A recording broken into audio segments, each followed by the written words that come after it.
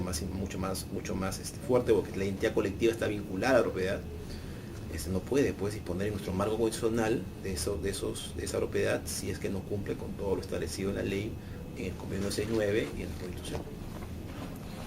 En la novena disposición final se modifica el artículo 35 del reglamento de la Ley para la Protección de Pueblos Indígenas o Originarios en situación de aislamiento y contagio inicial, Sí.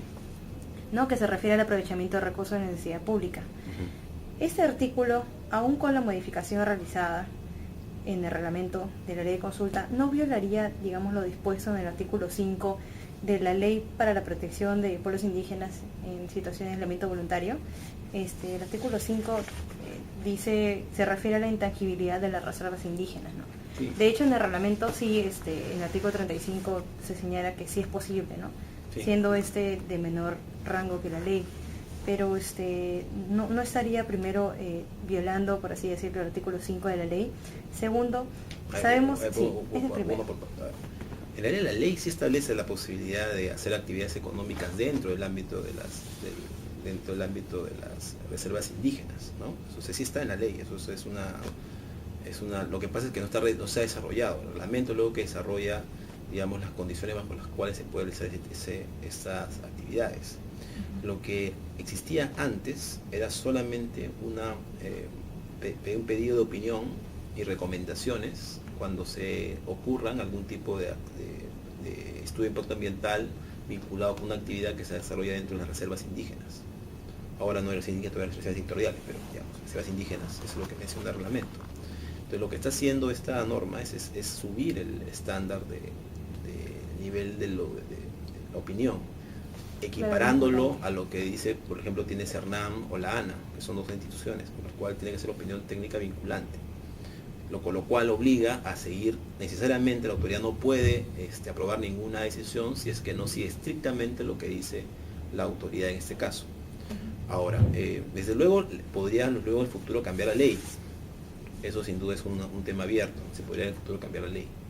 Pero el reglamento es un primer paso, ¿no? Es un primer paso hacia efectivamente un camino que nos lleve hacia un esquema parecido al de áreas protegidas, ¿no? En el cual tú tienes áreas en las cuales hay absolutamente intangibilidad y áreas en las cuales permites ciertas actividades bajo estas condiciones. Eso es posiblemente el futuro en ese tema, ¿no? Para garantizar que exista un conjunto de garantías adecuadas respecto a la protección de los pueblos en aislamiento. En la 12ª disposición final se señala que no serán materia de consulta las medidas administrativas complementarias que son requeridas para dar inicio a una medida administrativa ya consultada, ¿cierto? Esto es así aun cuando estas medidas administrativas complementarias, tales como autorizaciones, permisos, licencias de uso y reuso de agua, entre otros, puedan afectar directamente a los pueblos indígenas. Es que tiene que estar prevista en la autorización. Es decir, lo que ocurre es que, claro, si no habría un procedimiento, pues, además por un sistema de 25 consultas, entonces, pero lo que sí tiene que haber es que en el momento del estudio de impacto ambiental, el contenido de esa medida tiene que ser previamente autorizado, o sea, tiene que estar incluido en el estudio. Si en el estudio se dice que se van a usar aguas para el proyecto que van a venir de tal río, evidentemente ya se hizo la consulta ese tema, ¿no? Entonces evidentemente ya para pedir la licencia para usar el agua de tal río, evidentemente ya no tendría que haber una nueva consulta, porque se entiende que pues es una medida complementaria, tiene que estar conectada directamente con el estudio. Le doy un ejemplo. No es una medida complementaria la autorización que sea para explorar y la autorización que sea para explotar, por ejemplo. No, ¿por qué? Porque el explotar tiene un límite, solamente actividades vinculadas con la exploración. Cuando acaba la explotación y ahora quieres hacer actividades de explotación, esa actividad de explotación ya es otro ciclo, cuando tendrías que tener un nuevo proceso de consulta ya por la actividad de explotación. Igual pasaría si, por ejemplo, hay una ampliación de actividades, o si, por ejemplo, quieres modificar algo que no está previsto en el estudio de impacto ambiental. Por ejemplo, querías hacer el estudio de impacto ambiental, decía que va a ser un puente, ahora quieres que para hacer la obra te quieres ampliar el puente, hacerlo una dimensión mucho más grande, ¿no? Entonces tendría que haber un nuevo proceso de consulta, en tanto esa nueva medida que vas a tomar podría afectar derechos colectivos. Entonces, en tanto esté en el marco de lo que se aprueba, no requeriría, sería una clara medida complementaria, pero tampoco puede ser pues cualquier tipo de medida que no esté conectada con la aprobación. En el Perú la concesión es de exploración y de explotación. La concesión minera, por ejemplo, le pongo un ejemplo, ¿no? Es de exploración y explotación, en otros países es distinto.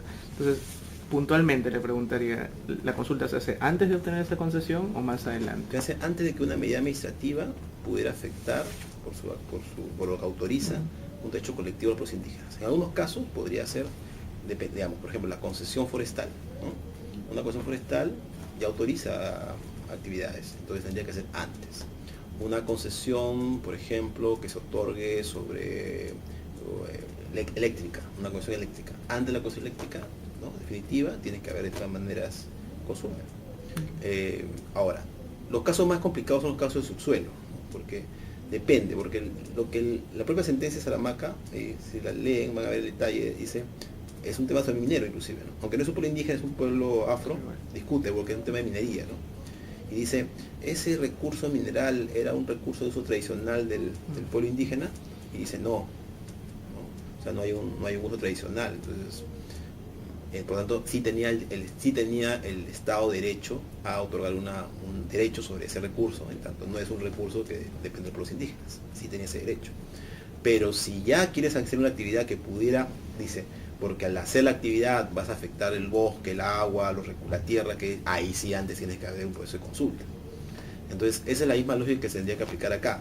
Sin embargo, usted en el reglamento no hay ninguna referencia a la palabra concesión.